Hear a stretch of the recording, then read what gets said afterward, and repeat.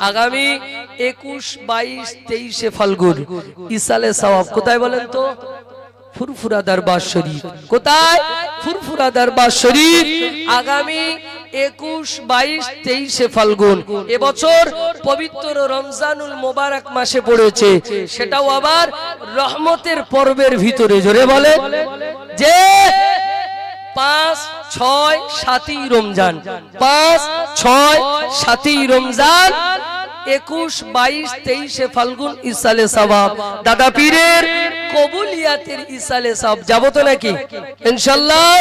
দাদা আল্লাহ আপনার মুজাদ্দিদুজ জামান দাদা হুজুর পীর কেবলা রাহমাতুল্লাহ আলাইহি হুজুর বললেন যে আমার এই 21, 22, 23 ফাল্গুন ইসালে সওয়াবের 3 দিনের ভিতরে যে কোনো একদিন স্বয়ং রাসূলুল্লাহ হাজির হন। জোরে বলেন, জোরে বলেন না তাকবীর দেন, নারে তাকবীর, আরো জোরে দেন না নারে তাকবীর।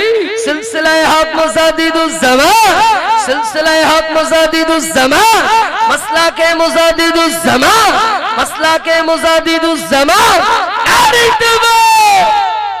আপনারা সকলেই যাবেন, আমি দাওয়াত দেওয়ার কেউ নাই। দাওয়াত কে দিয়েছেন?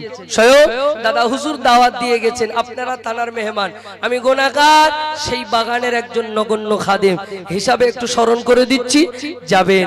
এবং বসিরহাট মাওলানা বাগ দরবার শরীফে আজকে ইসালে সব শেষ হয়ে যাচ্ছে।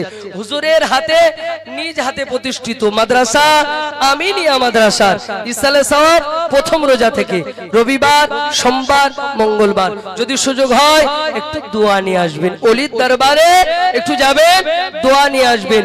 ওলিদের দামান ছাড়বেন না, ওলিদের দামান ছাড়বে না। ফুরফুরার ইসালে সওয়াবে আমি অদম গুনাহগার নিয়ত করেছি প্রতিদিন তারাবি পড়ব, চলে যাব, আবার এসে ফজরের নামাজ পড়ব, 3 দিনেই যাব। এরকম আপনারাও নিয়ত করেন।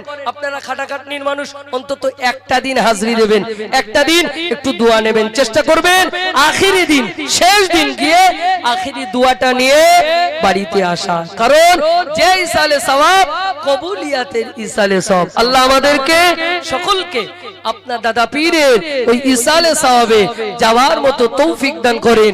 দাদা পীরের বাগানে, দাদা পীরের ভক্ত, দাদা পীরের অনুরক্ত আমরা যারা আছি সকলকে আল্লাহ হেফাজত করেন। সকলে বলুন আল্লাহুম্মা আমিন। আর একটু জোরে বলেন আল্লাহুম্মা আমিন। সকলে মন খুলে একবার দরুদ শরীফ আল্লাহুম্মা সাল্লি আলা আল্লাহ নবী বললেন ইয়া আখি জিবরাইল, ও আমার ভাই জিবরাইল, আর বলতে হবে না, আমি রাসূলুল্লাহ জানিয়ে দিলাম।